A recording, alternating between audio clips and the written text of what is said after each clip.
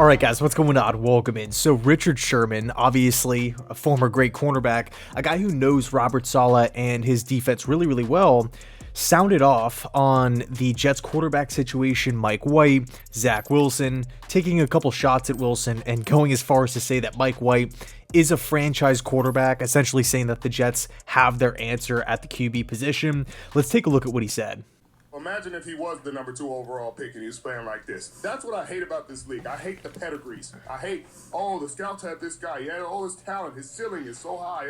It's shut up. Either they can play or they can't play. Potential is the most overused, overrated thing I've ever heard. And that's all you hear with these quarterbacks. I'm a production guy. Mike White has production. Will Zach Wilson still going to come back? For what? When has he shown the kind of game that Mike White just played? And then you hear about how his teammates talking about him. They talk about his work ethic. You hear about how happy they are for him, how much fun they're having. That's when you know you got a special guy. If we just took everything away and swapped the stories of Zach Wilson and Mike White, it was just Mike White drafted 2, and he's playing this well, and his teammates are saying this about him. You'd be like, hey, they made the right pick. They got a franchise guy. But since he was a 5th-round pick, since he's an unheralded guy, you're not talking about, they found their franchise quarterback. He's a franchise quarterback.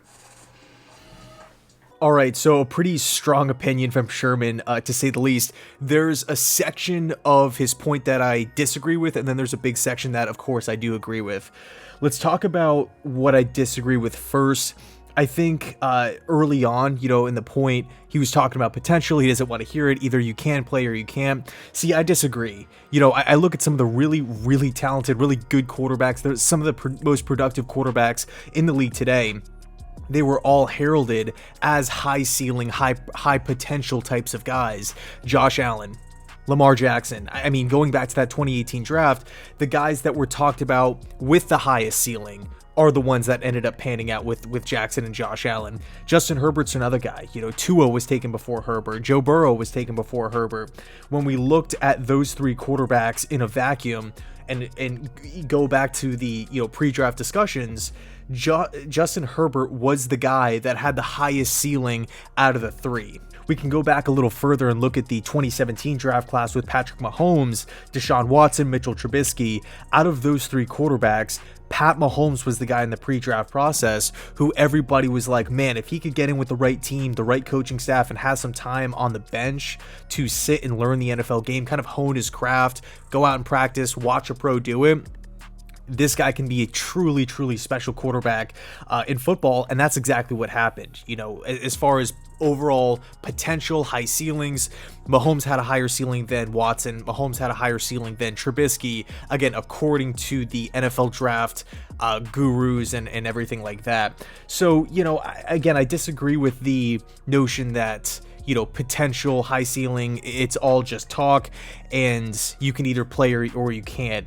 I do think quarterbacks spending time on the bench really, really helps them. I think when we're talking about young quarterbacks, there isn't just one mold, like you're a young quarterback and you can or cannot play. I think every situation is a little different. Here's where I do agree, though. I do think White gives the Jets the best chance to win when directly comparing him to Zach Wilson and, of course, Joe Flacco. Jets fans all across the world have been saying the same thing week after week after week.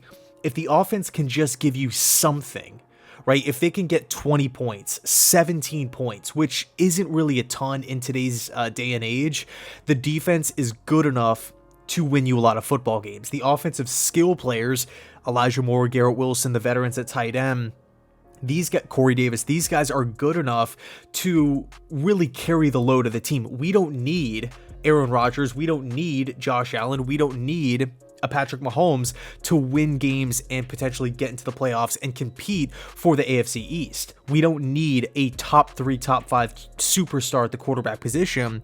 I think the Jets just need, and I don't want this to come off negatively, because people do have this negative connotation with the word, or term rather.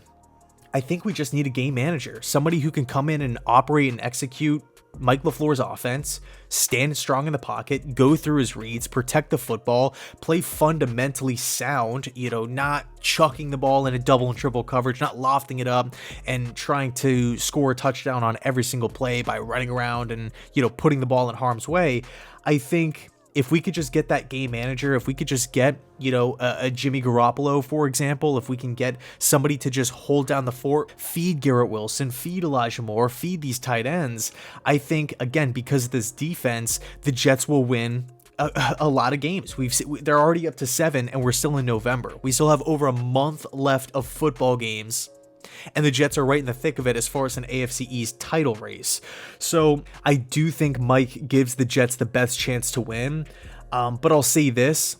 The injured, banged up 3-win Bears on the road is a different story than this week going to Minnesota to play a 9-win football team. Okay, then following that, we have the Buffalo Bills. We have the Seattle Seahawks later on in the schedule. We have the Miami Dolphins last week of the season.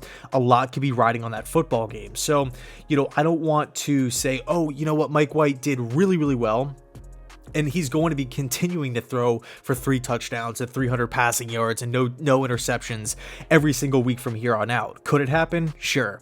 But I do think it's unrealistic to put those expectations on White moving forward.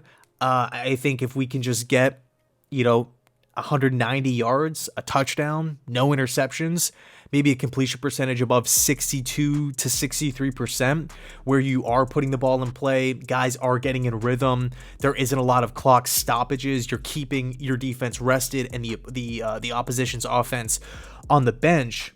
I think because the Jets have so much talent, because they have so much production already on defense, I think that's all we really need here. Now, as far as calling Mike White a franchise quarterback for the New York Jets, I don't want to get ahead of myself. I'm just taking this thing week by week. Am I ready to hand out a 4-year deal, a 5-year deal to Mike White? No, I just feel like I haven't seen enough of White. We've seen some highs, we've seen some lows, we've seen some awesome games, we've seen some, pretty bad INTs. Could he be a franchise quarterback? 100%. For sure, he could definitely be one. He has shown he can hurt defenses and he can operate an offense. But I just need to see more. And again, with these next couple of games being really, really tough, Buffalo's defense is no joke. Minnesota's defense is no joke. These are really, really good football teams. If White goes out there and looks like a competent quarterback, maybe my mind will change at the end of the season. But for me personally, I do think it's a little early to call him that franchise quarterback. To say that the Jets have finally found their answer. I'm just going to wait and see how the season plays out. But man, I'm excited. I'm excited to see, because yes, the Vikings and the Bills, these are all big games, right? A lot rides on these games, but with that, right, with that challenge comes an opportunity to really define yourself and define the season. Like, we are for real. The New York Jets, the 2022 Jets are for real. We are making the playoffs and we are challenging for that AFC East crown. I cannot wait. So let me know your thoughts down below in the comment section. Thanks so much for watching. I appreciate it. And as always, go Jets.